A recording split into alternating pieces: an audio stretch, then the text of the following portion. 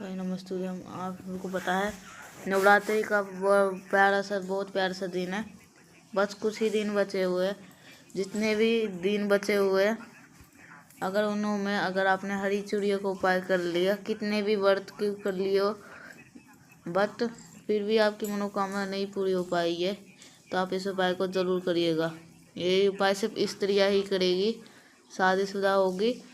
अगर नहीं हुई तो भी कर सकते हो। अगर पुरुष इस उपाय को नहीं कर सकते, जो कि पूजक गुरु जी से कथा से सुन करके बहुत अच्छी तरह से समझाऊंगा।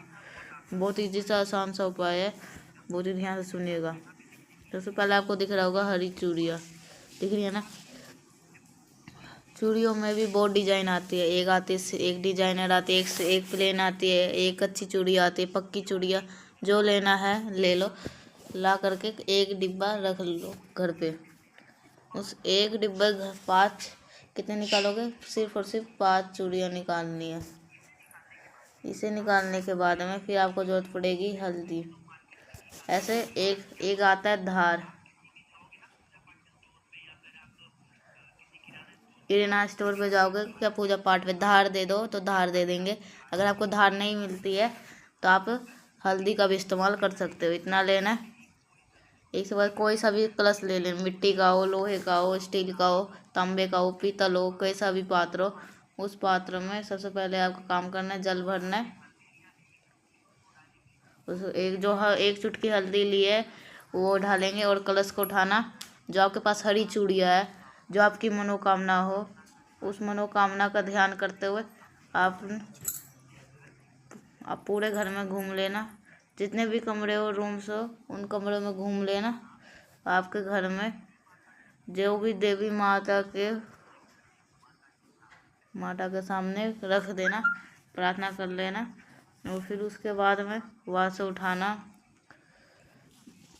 कोई भी नीम का पेड़ हो। यहाँ पे ये चाहे तो आप शाम में भी कर सकते हो, कोई भी दिक्कत नहीं है, कोई प्रॉब्लम नहीं है। आपको वहाँ पे जाना है। सबसे पहले काम कर क्या करना है, आपके पास में एक लोटा जल होगा, जिसके अंदर आपको हल्दी और धार को डाला है। उसे माता का स्मरण करते हुए कुल देवता, किसका स्मरण करना? अपने कुल देवता का। यही कहोगे, भैया हमने तो नहीं पता हमें कुल देवता कौन है, कुल देवी कौन है। आप जो बड़े बूढ़े हो, बुजुर्ग हो, उनसे जानना हमारे कुल देवता कौन है। उन्हीं का स्मरण करते हुए आपको यह हल्दी वाला धार नीम पेड़ के नीचे डालना है। इतना करने के बाद में जो आपके पास में 5 हरी चूड़ियाँ है, उसे नीम पेड़ के टहनी पे कहीं पे भी लटका देना, और जो चुपचाप घर पे आ जाना। किसी कारण से भी मनोकामना बहुत दिनों से रुकी है, वो दिन से पूरी नहीं हो पा रही है, तो वो विशेष मनोकामना वो जल्द पूरी हो जाएगी। करके देखिएगा, बहुत स्पेशल सा उपाय है। आगे बढ़ते इस वीडियो की दूसरे उपाय की तरफ, जो कि शाम के टाइम पे करना है। ये जो करना है पान के पत्ते के साथ में। आप देखो, सबसे पहले इस उपाय को समझते हैं ध्यान से। आपके टाइम में क्या हो गया ना, एक ऐसी प्रॉब्लम आती है, वो होती है लड़ाई के लेके। और वो हमें हस्बैंड और वाइफ में ही हो, अब भाई बहन में भी हो सकती है, दोस्तों में भी हो सकती है, माँ बाप में भी हो सकती है। क्लेश बहुत ज़्यादा रहता है। अगर आपको अपने घर पे प्रेम को बहुत बढ़ाना है, आपको इस उपाय को ज़रूर करना है। इसके लिए क्या करना है, पान का पत्ता लीजिएगा। उस पान के पत्ते को 2 बिंदी लगानी है। वो 2 बिंदी कैसे लगाओगे, आपको हल्दी की लगानी है।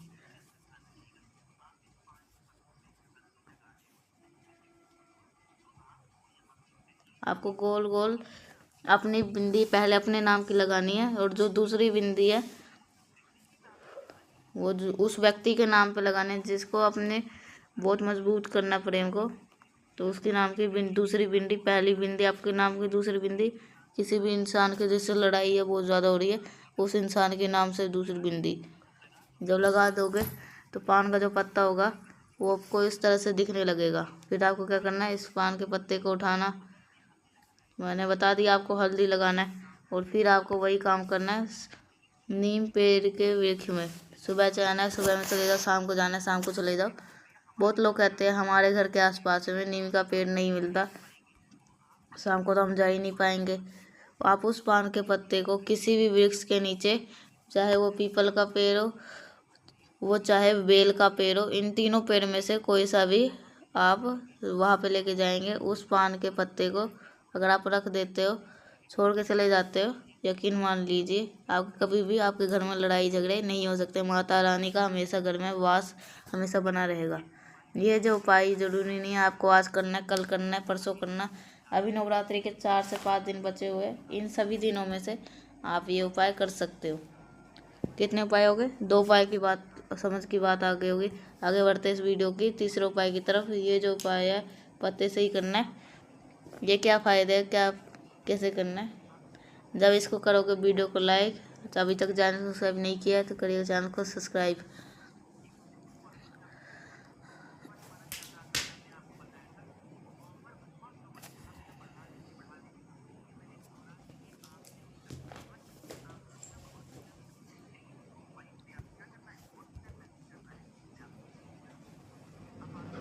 अब बात करते हैं इस उपाय की। इसके लिए आपको लेना है एक पान का पत्ता।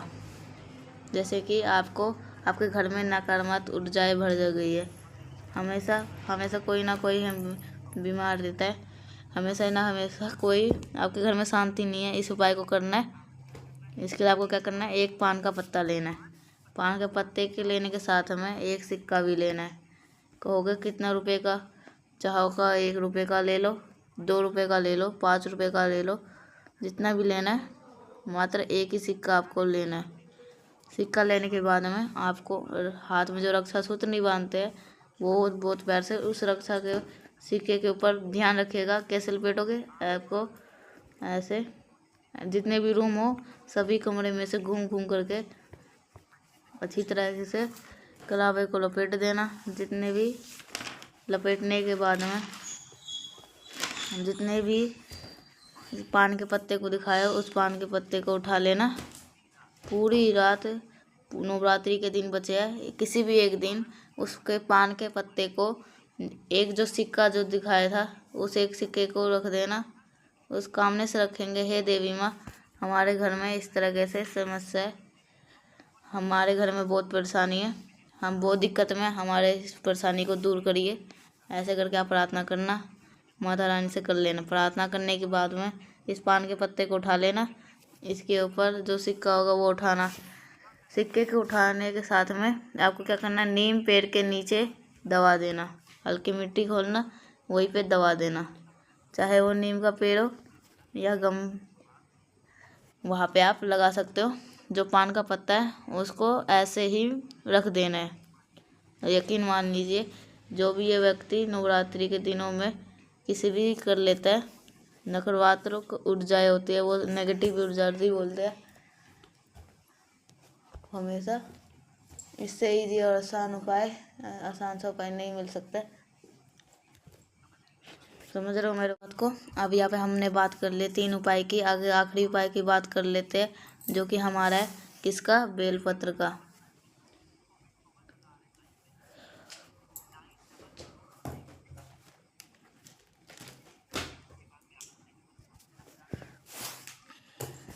इस उपाय के लिए आपको समझ लेते बेनिफिट क्या है। जैसे कि आप मान लीजिए आपके घर में धन नहीं आता,